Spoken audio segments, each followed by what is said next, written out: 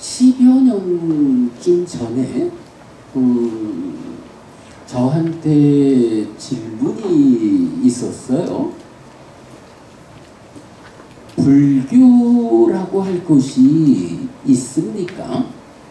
생각해보면 고행이라는 것도 인도에 있는 고행의 끝에 부처되었고, 삼매라는 것도 인도에 있는 삼매의 끝에 부처된 거 아닙니까? 그렇다면 그냥 인도에 있는 공부의 완성으로 부처되었지, 거기에 불교라고 할 만한 불교의 고유한 어떤 것이 있습니까? 이렇게 질문을 해요. 말하자면 불교가 불교입니까? 이런 질문이었어요. 지금 같으면 그래도 제가 한 10여 년 공부가 더해졌으니까 어렵지 않게 대답을 좀 할 것 같아요. 근데 지금으로부터 10여 년 전에 그런 질문을 받아서 사실은 굉장히 답변하기가 어려웠어요. 여러분 지금 보니까 맞아, 그런 것 같아, 이런 반응을 이제 보이셨는데, 제가 볼 때는 전혀 그렇지 않다. 사실 보면요, 여러분 이렇지 않나요? 고행이라고 하는 거, 불교 안에서 어떤 역할이 있느냐? 부처되는 과정에 부처님이 고행을 했어요. 그런데 그 사람의 질문처럼 그 고행의 끝에 부처되었느냐? 아니거든요. 고행이라고 하는 거는 깨달음을 위한 바른 길이 아니구나 라는 것을 고행의 끝에 가서 확인해요. 과거, 미래, 현재의 어떤 고행 수행자 가운데도 내가 가장 혹독한 고행 수행을 했다. 그런데도 내가 부처되지 못했다. 그렇다면 이건 나의 노력이 부족해서 깨닫지 못한 게 아니고, 고행이라는 이 방법이 깨달음을 위한, 삶을 완성하기 위한 완전한 행복을 위한 길이 아니다. 부처님은 이 부분을 그냥 관념적으로 아닐 거요 한 게 아니고 고행의 끝까지를 가본 거예요. 그리고는 길이 아니다 라고 판단하고 고행을 내려놓은 거예요. 여러분 잘들 아시지만 부처님이 고행하던 시절에 5명의 비구가 부처님 곁에 함께 있었잖아요. 그 비구들이 부처님이 고장 뭐 했냐 하면 강물에 들어가서 목욕하고 어떤 제가자가 공양하는 우유죽 한 그릇 받아 먹는 거 보고, 아니 목욕하고 우유죽 한 그릇 먹는 게 그렇게 비난받을 일이었을까? 5명의 비구들이 저자는 타락했다, 풍요로운 삶으로 돌아갔다, 이래가지고 떠나잖아요. 그런 심각한 변화의 자리에서 부처님은 고행이라는 게 길이 아니다 이래가지고 버린 거예요. 여러분, 고행의 끝에 깨달았는데 이 말 거짓이에요. 그죠? 고개 끄덕일 일이 아니라 에이구 그렇게 돼야 하는 일이고요. 삼매의 끝에 깨달았다, 인도에 있던 삼매 그 끝에서 깨달았다 라고 하는데, 그것도 여러분 다 잘들 아시는 주제지요. 부처님이 처음 출가해가지고 바로 그 인도에 있는 그 삼매가 깨달음의 길인 줄 알고 그럴 수밖에 없겠죠. 다른 길이 없었으니까. 그래서 알라라깔라마라고 하는 무소유처라는 높은 경지로 이끄는 스승을 찾아가요. 그래서 알라라깔라마 그분 스승에게서 무소유처를 성취한다고요. 그리고 부처님 거기서 에이구 내가 출가한 이유가 무소유처라고 하는 높은 하늘에 신이라는 이름으로 태어나는 거 그거 위해서 출가한 거 아니잖아. 알라라깔라마 이분 스승이 이끄는 이 삼매는 나를 거기로 이끄는 데에 불과해 하고 경전 표현으로는 만족하지 못해서 떠났다 이렇게 나오거든요. 그리고 다음으로 찾아간 곳이 우타카 라마푸타라고 하는 이제 중생 세상의 가장 꼭대기, 그죠? 욕계, 색계, 무색계 있잖아요. 무색계의 꼭대기니까 중생 세상으로는 가장 높은 것. 그 비상 비비상처로 이끄는 삼매를 가르치는 우타카 라마푸타 스승에게 가요. 그리고 거기서 그분을 스승으로 비상비비상처를 성취하세요. 이제 세상의 입장에서 보면 꼭대기까지 온 거예요. 그런데도 부처님은 이거는 단지 비상비비상처라고 하는 높은 하늘로 이끄는 방법일 뿐이지 내가 출가한 목적 깨달아 윤회에서 벗어나리라. 다시는 그게 인간의 몸이 됐든 하늘의 신의 몸이 됐든 태어나면 결국은 죽어야 하는 이런 세상에 돌아오지 않겠다. 나는 이제 깨달아 윤회로부터 벗어나겠다. 그럼으로써 태어나지 않게 되고 태어나지 않음을 통해서 불사가 실현되는 열반이 실현되는 이런 완전한 행복을 위해서 나는 출가했다.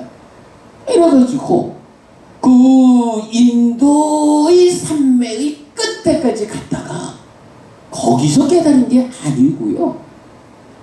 이걸로는 방법이 안 된다 라고 해서 떠난다고요. 사실은 순서대로 보면 처음에 이렇게 두 분의 스승에게서 인도가 말하는 산맥의 꼭대기까지를 간 게 첫째지요. 그리고는 불만족 이거가 고난데 이래서 산매를 가르치는 스승 인도의 산매의 끝에서 나와가지고 이제 삶에 대해서 성찰하는 시간을 가지고 이야 내가 그렇다면 고행을 통해 가지고 이런 중생이라는 아픈 존재에서 벗어나야겠다 라고 해서 고행을 하는 거거든요. 근데 그 고행은 어땠어요? 고행의 끝에까지 가봤지만 이 고행도 깨달음의 길이 아니다 라는 것을 확인하는 것으로 마무리가 되잖아요. 어떤 사람이 글쎄 저보고 고행이라는 것도 인도에 있는 인도의 고행의 끝에 깨달았고 삼매라는 것도 인도에 있는 그 삼매의 끝에서 깨달았는데 거기에 불교랄 게 뭐가 있을까? 이런 질문을 했을 때 10여 년 전이기는 해도 제가 대략적으로는 이러합니다 라고 답변을 했던 기억을 갖고 있는데 지금은 제가 그래도 10여 년 공부를 더 쌓았으니까 훨씬 좀 정확하게 대답을 할 수 있을 것 같아요.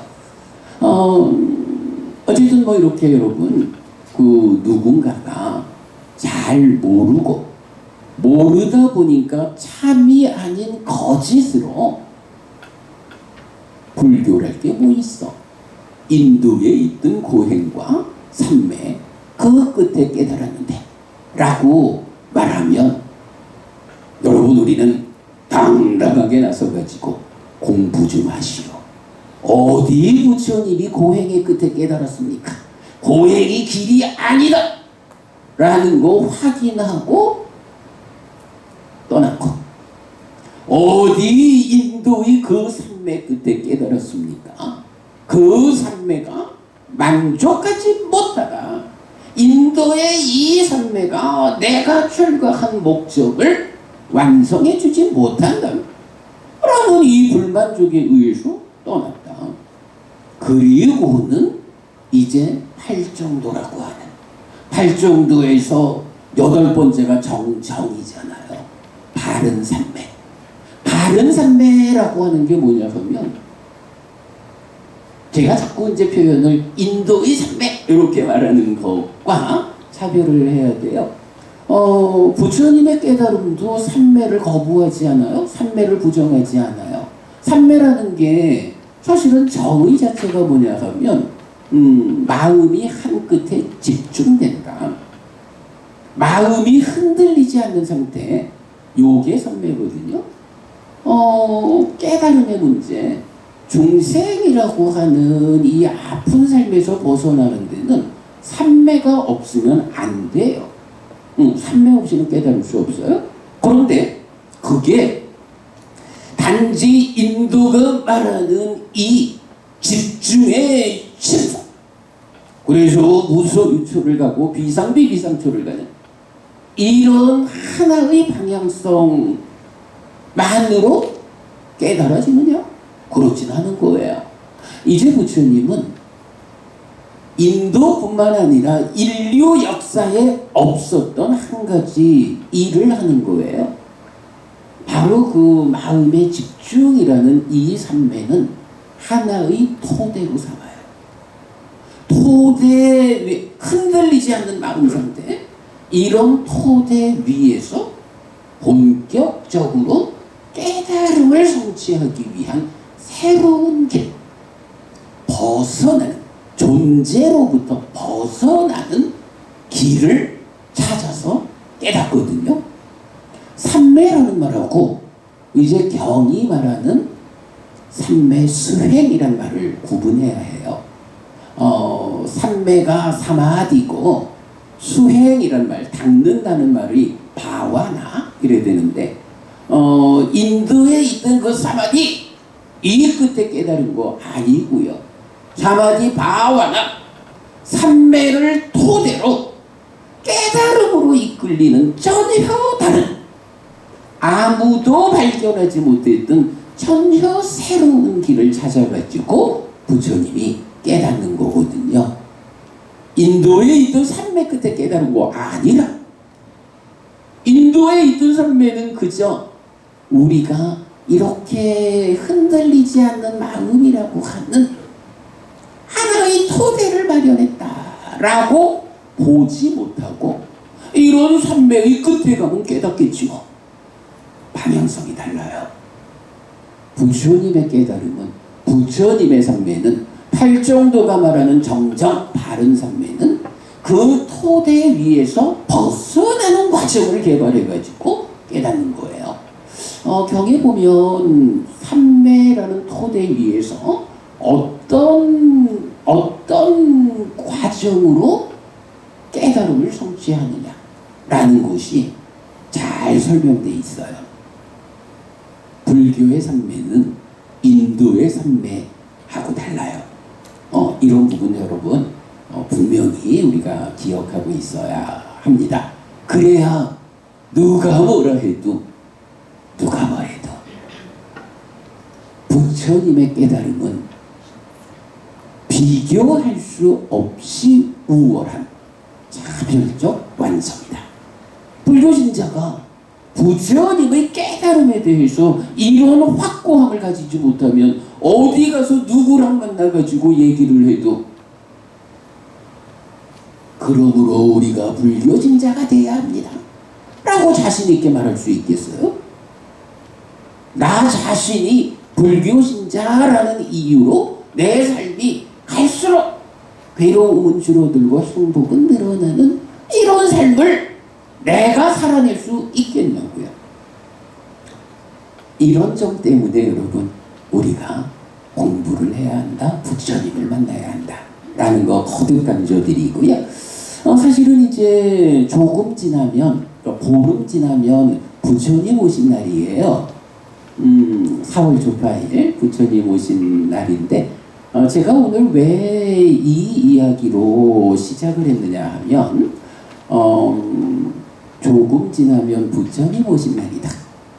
그러면 우리가 그저 연등을 올리면서 부처님 오신 날을 축하하고 요런 신행만 가지고 바르게 부처님의 제자로서 나는 온전한 불교신자요 라고 말할 수 있느냐?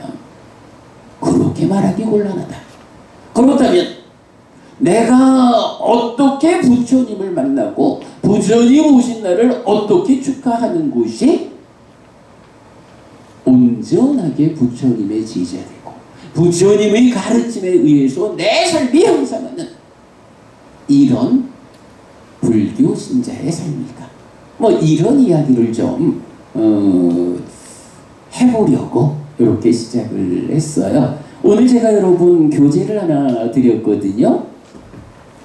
자, 교재 보면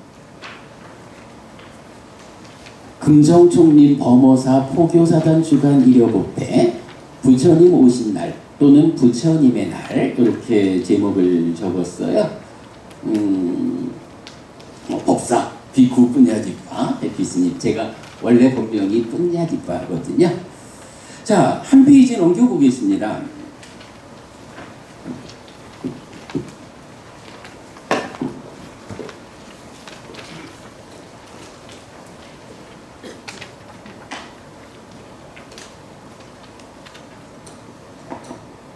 자, 이쪽 보면요. 한국 불교 전통에서 부처님을 기념하는 날은 오신날 4월 8일, 출가하신 날 2월 8일, 깨달으신 날 12월 8일, 돌아가신 날 2월 15일에 4날 이어서 불교의 4대 명절로 불리고 있습니다. 그런데 초기 불교 전통에서는 다릅니다. 오신 날과 깨달으신 날과 돌아가신 날이 모두 4월 15일입니다. 그래서 이날을 부처님의 날, 붓다데이 또는 외삭데이라고 부릅니다. 참고로 초기 불교의 4대 명절은 부처님 붓다의 날 4월 15일, 가르침 담마의 날 6월 15일, 제자들 상가의 날 1월 15일, 까티나 축제 9월 16일부터 10월 15일 중에 하루. 네, 이렇게 되고요. 5월이면 여러 곳에서 부처님 오신 참뜻을 묵건합니다. 그런데 부처님의 삶의 의미는 오신 데에서만 찾을 수는 없을 것입니다. 어떤 의미로 오셔서 무엇을 실현했고 무엇을 남기고 가셨는지 포괄적으로 이해해야 그 삶의 의미를 바르게 찾을 수 있을 것입니다.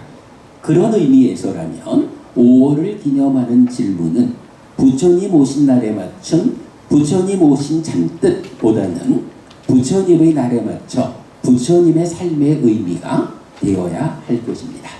네, 이렇게 좀 적어봤는데요.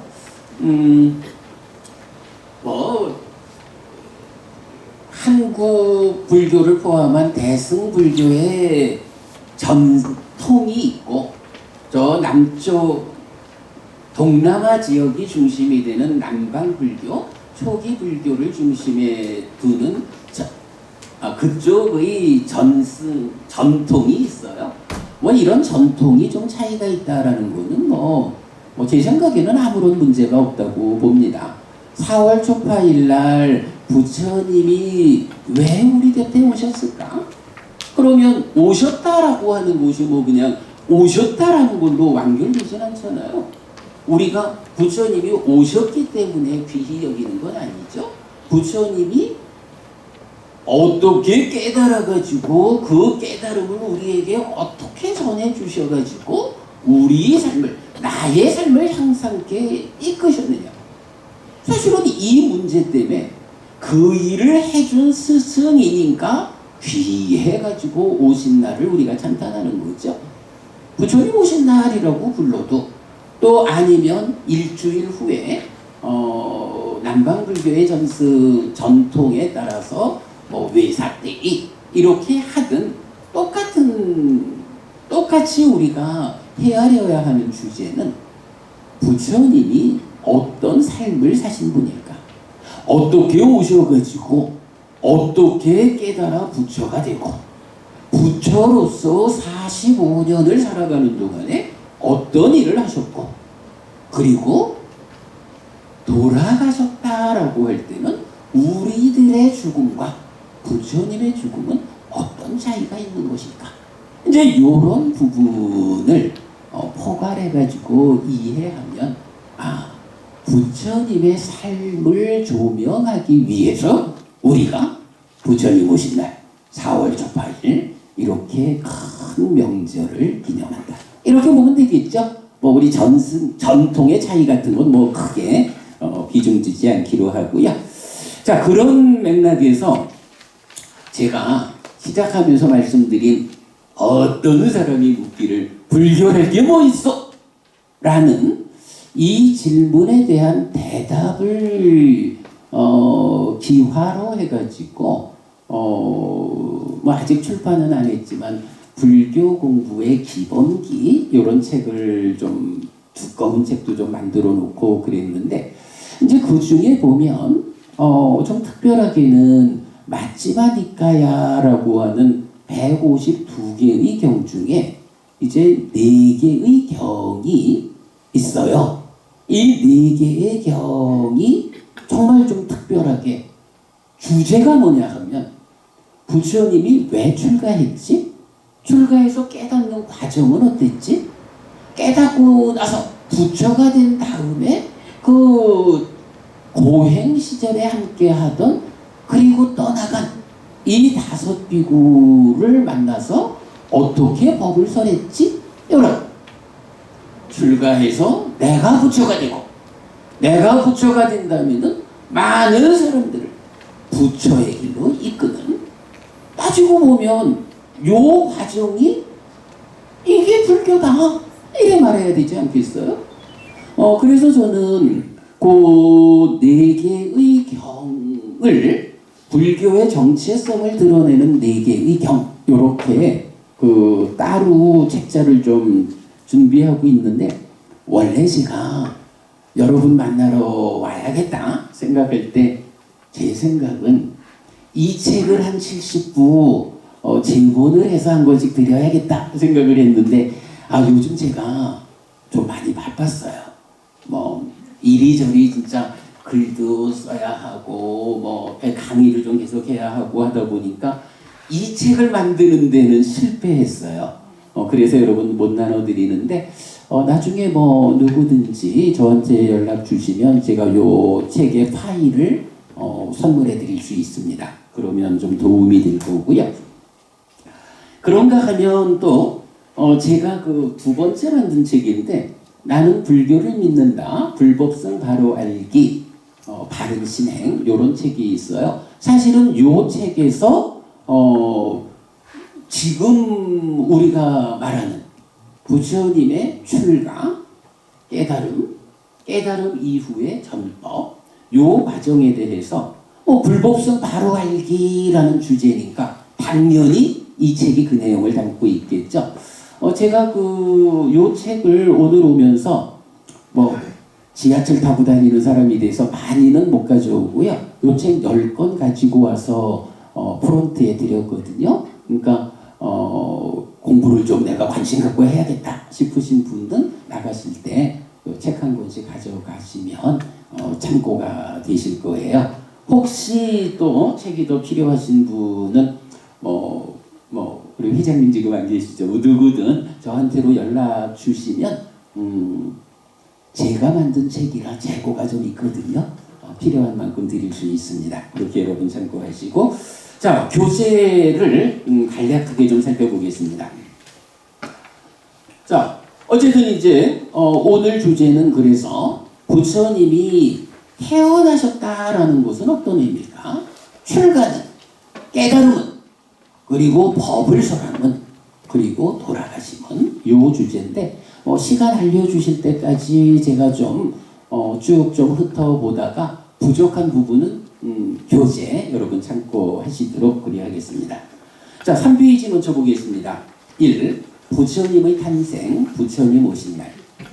마지막 니까야 123번 놀랍고 신기한 것경은 부처님의 탄생을 전후한 놀랍고도 신기한 현상들을 소개하는데, 이런 놀랍고 신기한 법들은 디가니까야 14번 대전기경의 보살의 법다움에서는 밑바시 부처님의 보살 시절의 일화로 나타나면서 이것이 보살의 법다움이라고 설명합니다. 경은 대표적으로 탄생기를 소개합니다. 자, 이제 아무래도 부처님 오신 날 맞으면 여러분 부처님 탄생계 다 아시죠? 천상천하 무여도 또 천상천하 유아독전 이래 되죠. 그 탄생하실 때의 선언 요 부분을 좀 봐야 될 텐데, 일단은 요 마지막이니까요 123번에서는 이렇게 나타나요. 아난다 존자가 말하는데, 대덕이시여, 저는 이것을 세존의 곁에서 듣고 세존의 곁에서 받았습니다. 아난다여, 태어나자마자 보살은 평평한 두 발로 땅 위에 굳게 선 뒤에 북쪽으로 7걸음을 걸었다. 그리고 하얀 일산이 펼쳐질 때 모든 방향을 바라보고 황소의 소리로 말했다. 나는 세상에서 최상이고 첫째이고 으뜸인 자이다. 이것이 마지막 태어남이고 이제 다음의 존재는 없다. 라고. 요게 니까에 나오는 탄생기예요. 자, 부처님은 탄생의 시점에서 최상이고 으뜸인 존재이며 세상에서 벗어나 해탈된 삶을 실현하는 첫 번째 사람이 될 것이라고 선언합니다. 마지막 태어남이고 다음의 존재, 즉 몸에 구속된 불완전한 존재 상태는 더 이상 없다는 선언입니다. 그렇습니다. 태어나지 않음을 통해 윤회하지 않게 되는 것, 즉 생사 문제의 해결, 이것이 부처님 오신 참뜻입니다. 왜 부처님 오셨을까? 우리가 태어나는 데에 대해서는 누구도 이렇게 기록해 주지 않는데 부처님이 오셨다. 오셔가지고 탄생계 딱 개성을 읊으셨다. 이런 기록들이 남아있는 이유는 뭘까요?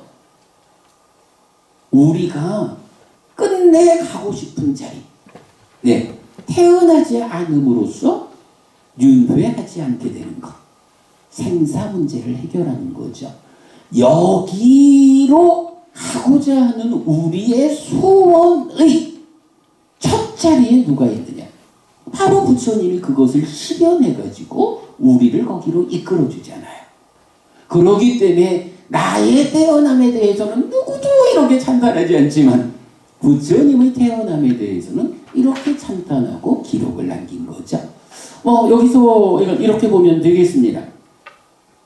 생사 문제를 해결하는 거, 이것이 부처님 오신 참뜻이다. 우리도 부처님을 따라서 생사 문제를 해결하는, 그래서 몸과 함께 살아가는 중생으로의 삶에서 겪어야 하는 모든 아픔으로부터 해방되는 것, 이것의 출발에 부처님의 태어남이 있다. 이렇게 부처님 오신 뜻을 우리가 보면 되겠고요. 한편 이 탄생계는 한역되었는데 천상천하 유아독전 3계 계고 아당 안지입니다. 빨리 개성은 자신의 벗어남의 관점을 말하지만 일반적으로 한역은 독전, 내가 가장 귀하다, 나 홀로 귀하다, 이런 측면, 독전에 이어 중생구제의 중심을 두고 있다고 비교됩니다. 제가 볼 때는 아마 이 한역된 탄생계를 한역하신 분들의 입장에서는 아마 니까야에서 나오는 같은 이야기를 번역을 하느라고 노력한 것 같아요. 니까야에서는 내가 세상에서 최상이고 첫째고 으뜸이야 이렇게 말하는 게 천상천하 유아독존 이런 식이 됐겠죠.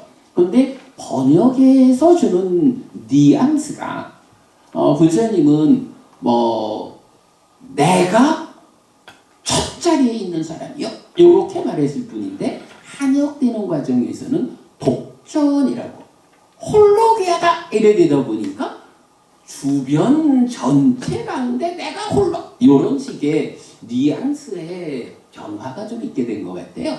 그러다 보니까 부처님은 내가 이렇게 마지막 태어나 다시는 중생으로 태어나지 않는 그 선두에 있어 이렇게 말씀하신 것이 독존이라고 해서 무리 가운데 내가 귀하다 이러다 보니까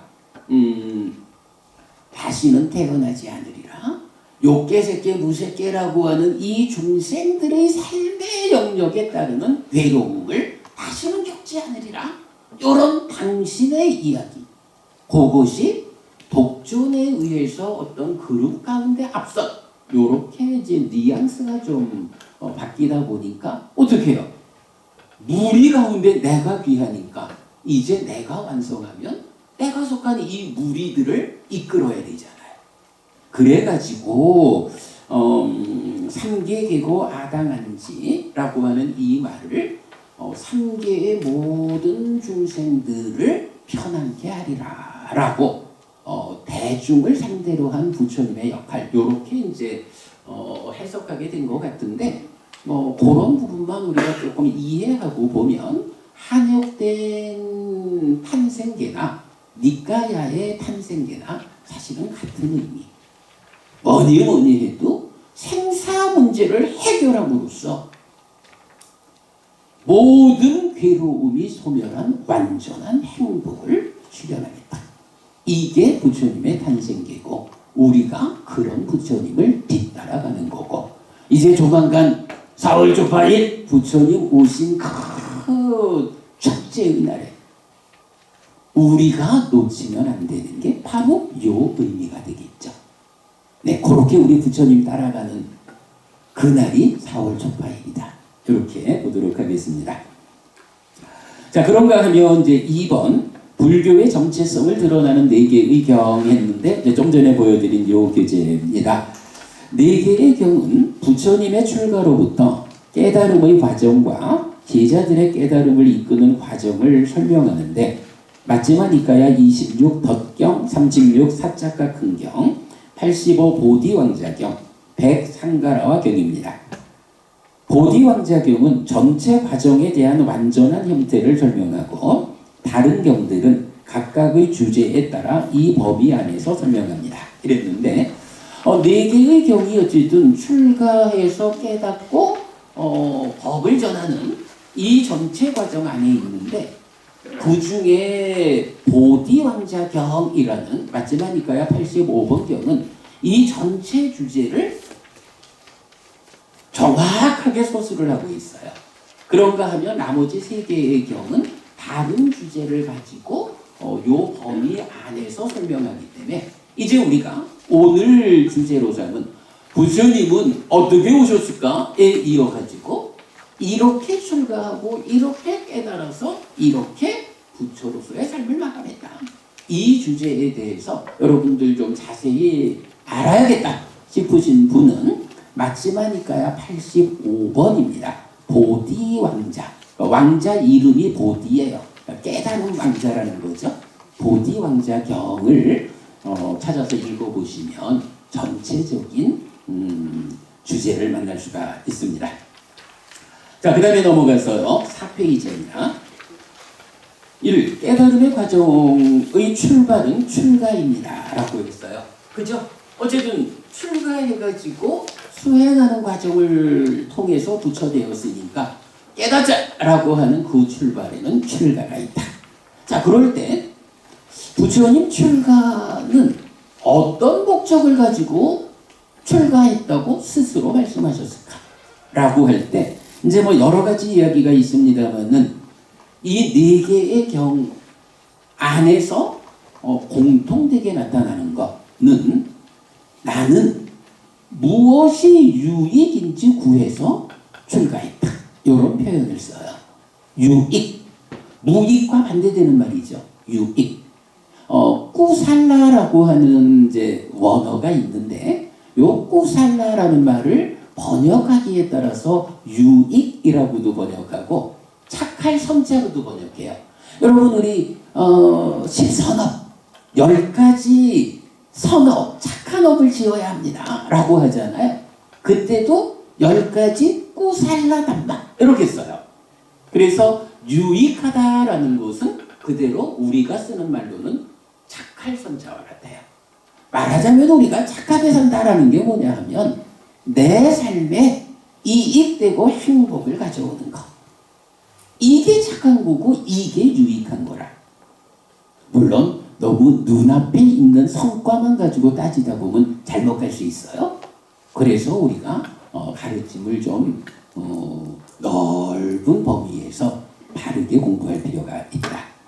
자, 출가에 대한 이야기 쭉 적어 있는데 시간 관계상 어쨌든 부처님 출가의 목적은 무엇이 유익인지 구하여 출가했다. 그러면 그 유익의 끝이 무엇냐? 괴로움 제로, 행복 100의 실현이다. 어떻게 괴로움이 제로가 되고 행복이 100이 되느냐?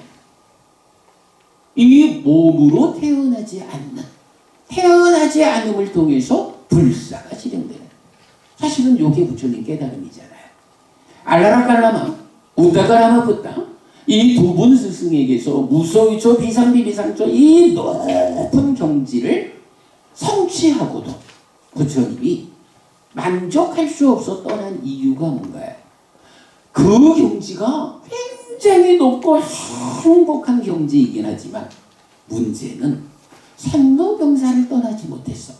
괴로움 제로 행복 100이라는 이런 목적에 얼마쯤 될까요? 잘 모르겠지만 말하자면 더 높은 경지에 가면 괴로움 한 10, 행복 90 이 정도의 삶이 되었다 칠까요? 그러나 부처님은 괴로움이 10이 아니라 0.0001만 있어도 나의 목적은 그거 아니요. 나는 그걸로 만족할 수 없어. 이런 목적으로 유익을 구하여 출가했다. 이렇게 말하는 거잖아요. 그러니까 남아있는 괴로움이 있는 그 자리에 만족할 수 없어. 이래가지고 나온 거죠. 그리고 말씀드렸듯이 그 선매라는 토대 위에서 괴로움 제로 행복 100의 열반을 실현하는 전혀 새로운 삼매 수행의 길을 찾아서 깨달아 부처되었다. 그렇게 되는 거죠. 자, 그래서 일단 그 출가 이야기 그렇게 마무리하고요. 5페이지 오면 이제 2번 깨달음의 과정 있어요.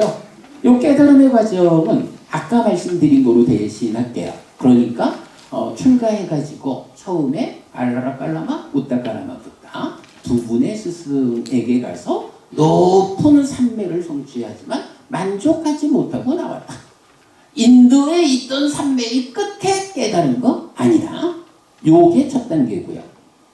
그리고 나면 이제 그 다음에 고행하는 과정이 나오는데, 근데 사실 요 보디왕자경 이 경에서 보면 우따카라마부타 스승으로부터 나와가지고 고행을 시작하는 중간에 혼자서 하나의 생각을 해요. 우리가 욕계, 색계, 무색계 이렇게 중생세상을 말하잖아요. 그때 욕계, 소유적인 삶.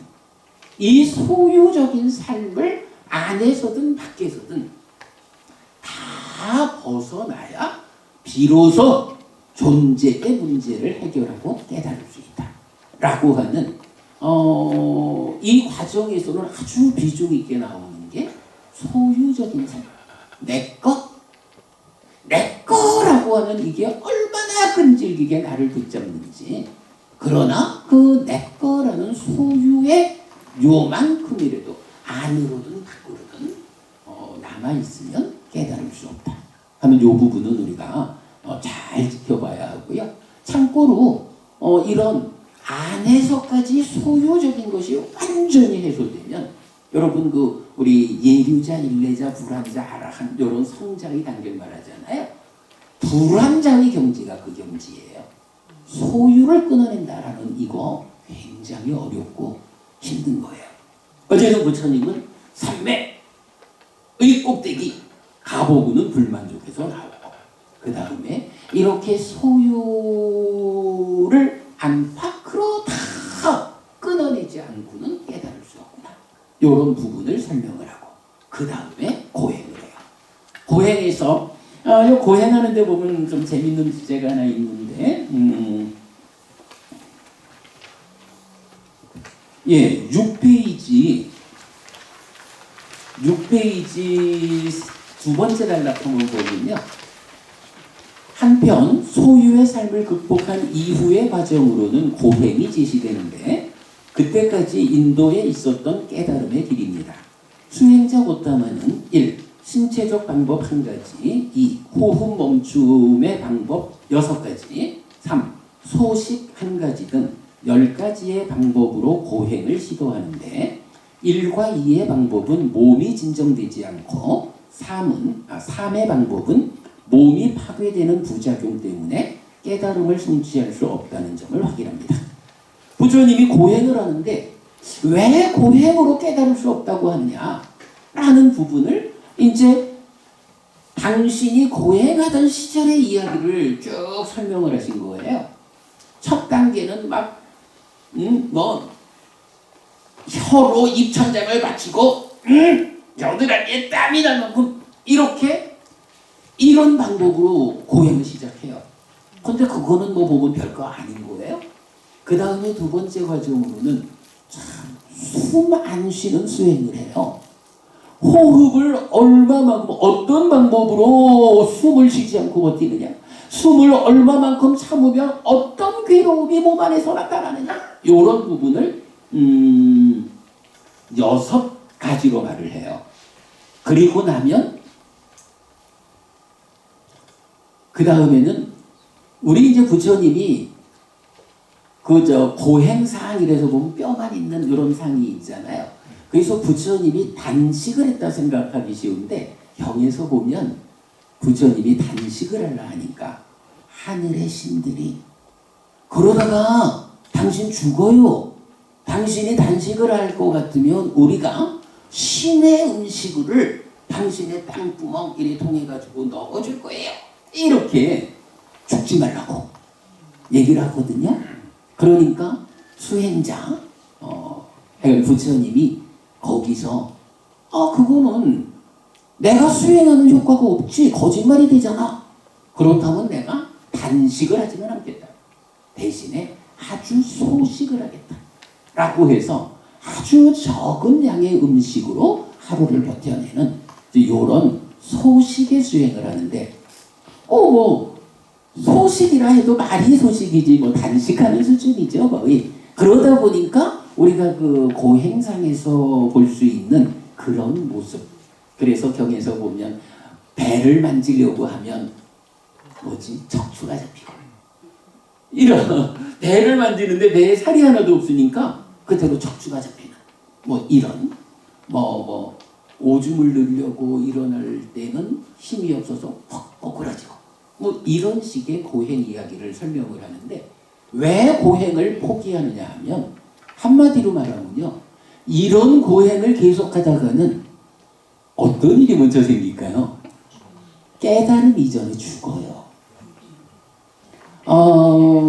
그래서 이렇게 표현을 해요. 앞에 호흡과 관련한 수행은 왜 그러니까 요거는 우리가 들숨 날숨에 대한 사띠 이런 수행 말하는 게 아니고 숨을 참는 호흡을 참는 수행은 그렇게 호흡을 참아나가는 동안에 몸이 버티지를 못하고 흔들려. 몸이 흔들리면 어떻게 돼요? 몸 안에 있는 마음이 같이 흔들리잖아. 그러니까 깨달음으로 갈 수가 없어. 그리고 소식하는 고행으로는 왜 깨닫지 못하느냐? 이거는 어쨌든 몸이 있어야 살아가지고 깨달음을 성취할 텐데 깨달음까지 가기 전에 몸이 무너져 죽을 판이야. 고행으로는 이런 이유들 때문에 깨달을 수 없다. 바른 길이 아니다. 이래가지고 고행을 내려놓고 나오는 이 장면이 경에는 아주 생생하게 적혀 있어요. 마지막이니까요. 85번 보디왕자명 한번 보시고요. 자, 그래서 6페이지 제일 밑에 보면 오늘 시작한 이야기 제가 좀 적어놨어요.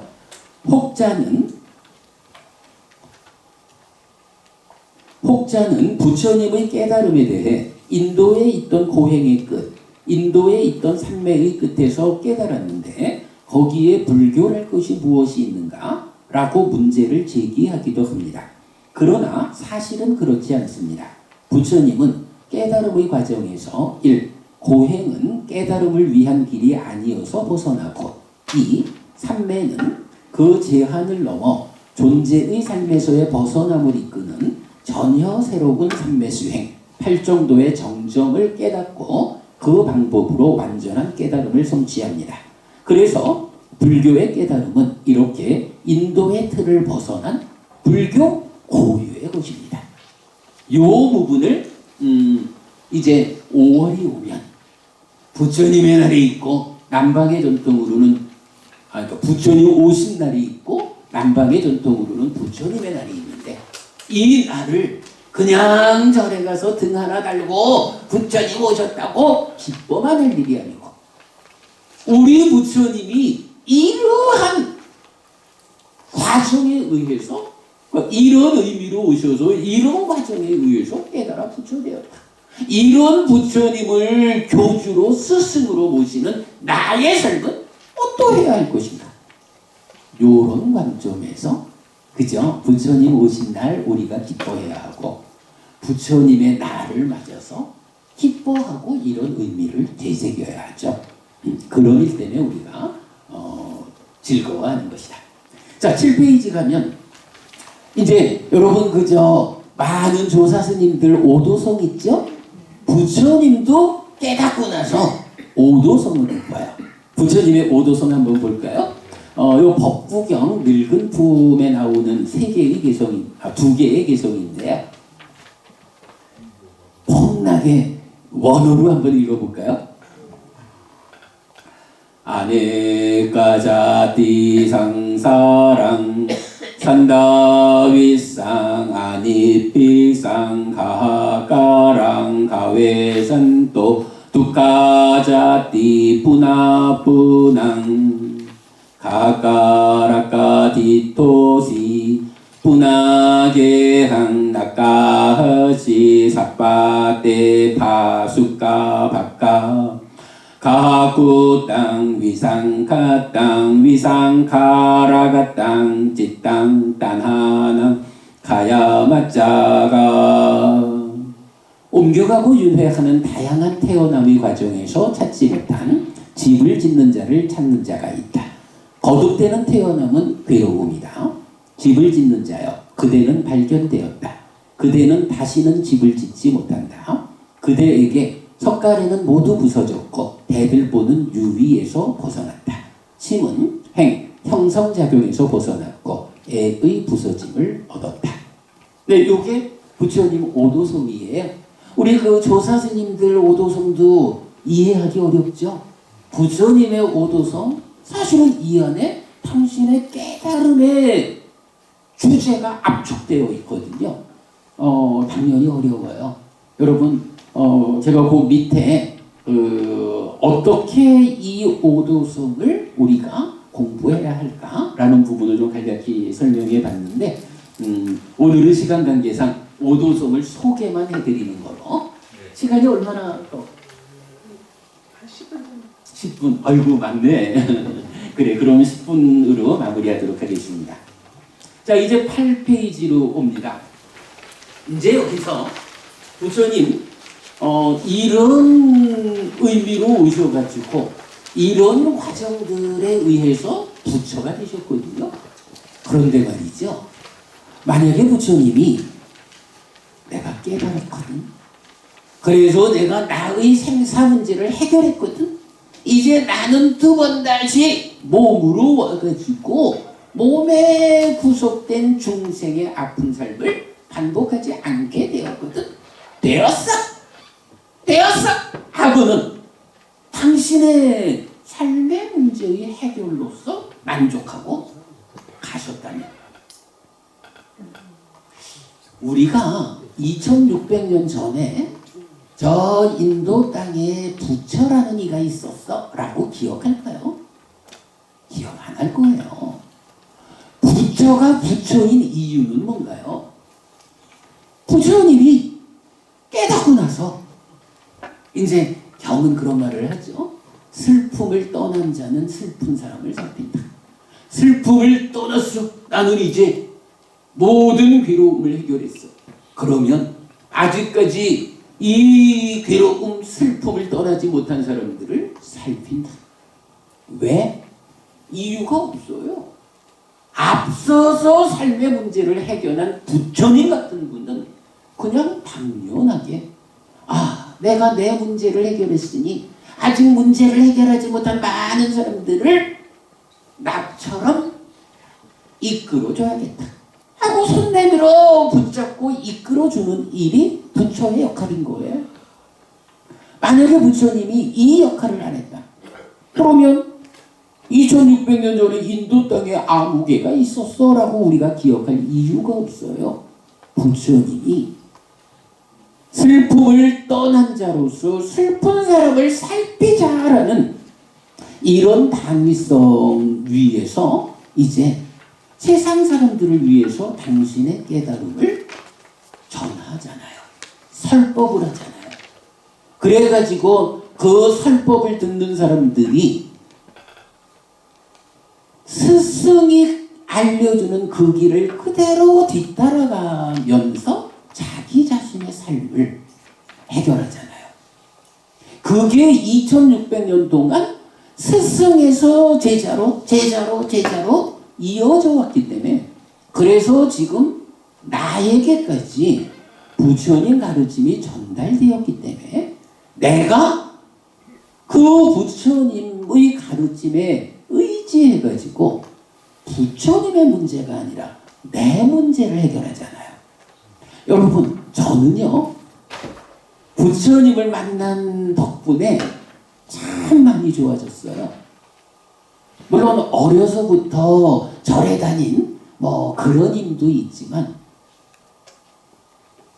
부처님을 정말로 마음으로 받아들이고 정말로 부처님이 나의 스승이고 나의 교주다, 나의 아버지다, 이렇게 부처님에 대한 믿음이 생기고 나니까, 너무 늦게 그런 믿음이 생겨서 좀 어려운 과정도 겪긴 했지만요, 이렇게 부처님에 대한 믿음, 그래서 부처님을 뒤따르는 삶을 살아야겠다 라고 살아온 세월이 더해지니까 저는 여러분 정말이에요, 굉장히 많이 좋아졌어요. 여러분들은 또 그러실까요? 아마도 여러분들도 이렇게 일요일 좋은 시간을 범어사까지 오셔가지고 부처님을 만나는 공부를 하는 분들이니까 당연히 여러분들의 삶이 좋아졌겠죠. 그런데 얼마나 좋아졌을까? 생각을 해보면 저는 조금 거기에서는 불만이 있어요. 왜냐하면 오늘도 아까 우리 포교사님, 제일 선배되는 포교사님하고 그 말씀을 나눴지만, 불교 신자들이 공부를 잘하네. 열심히 절에는 오는데 절에 와가지고 지금 이렇게 태어나 출가해 깨달은 부처님이 나를 위해서 설법하신 행복해지는 방법에 대해서 공부를 잘하며, 그래도 부처님 곁에 있는 그 힘으로 여러분들이 다 잘 살고 좋아졌겠지만, 이제 여러분들이 좀 더 정확하게 부처님 가르침을 설하신 그대로 배워 알고 실천하자 라고 한다면, 여러분 생각해 보세요. 얼마나 더 여러분들이 좋아질까? 여러분들의 삶이 그냥 부처님 곁에 있는 것만 해도 좋아지는데, 정확 정확하게 배워 알고 실천하는 삶을 산다 라고 하면 상상해 보자고요. 얼마나 여러분 삶이 좋아질까? 딱 이런 표현하니까요. 갈수록 괴로움은 줄어들고 행복은 늘어나는 삶을 살다가 죽어서는 더 좋은 것 하늘에 태어난다. 그 가운데 일부는 깨달아 윤회에서 벗어날 거고, 요번에 깨닫지 못하고 하늘에 태어난다 해도 나는 하늘에서라도 부처님의 가르침을 이어가지고 깨달으리라. 이런 삶이 실현되잖아요. 그냥 쉽게 말하면 부처님한테 누가 질문을 해요.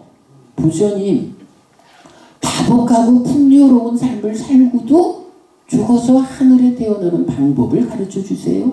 그런 방법이 있나요? 이렇게 질문하는데 부처님이 대답해요. 굉장히 좋겠죠? 다복하고 풍요로운 삶. 아니, 요즘 아이들이 결혼을 안 하고 애를 안 낳고 하는 게 싫어서겠어요? 자신이 없으니까. 결혼해가지고 잘 살 자신, 애 낳고 잘 키울 자신이 없으니까 그걸 못해요.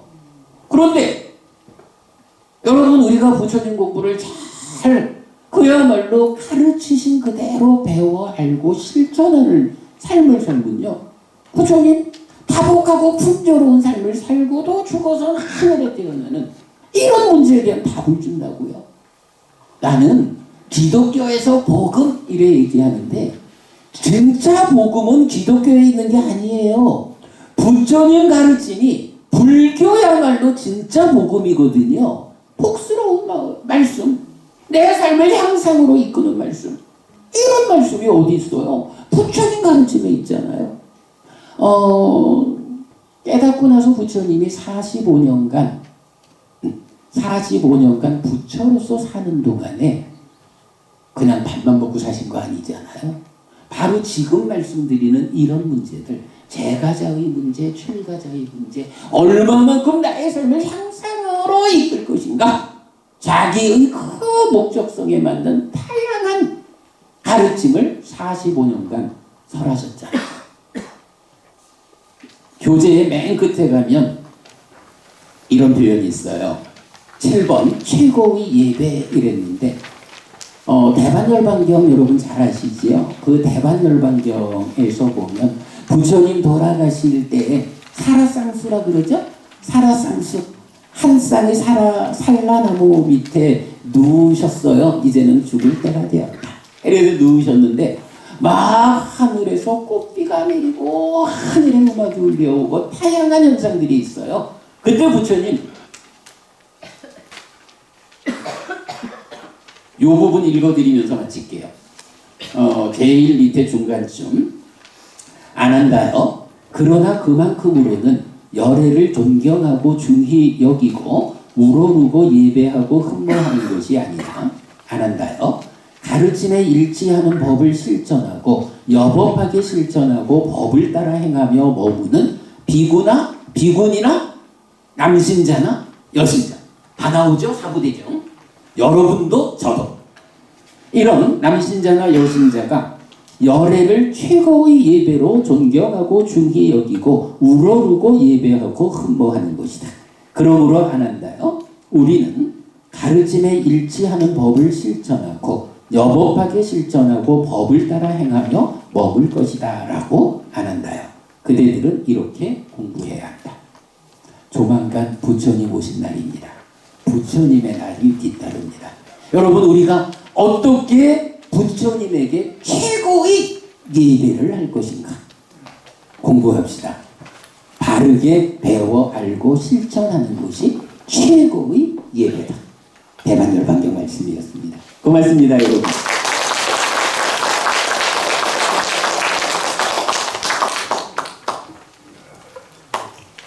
모두 자리에서 일어나 주시기 바랍니다.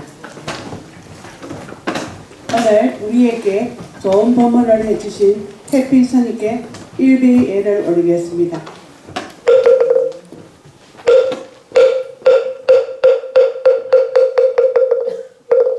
오늘 법문을 해주신 햇빛 스님께 다시 한 번 더 큰 박수 부탁드리겠습니다.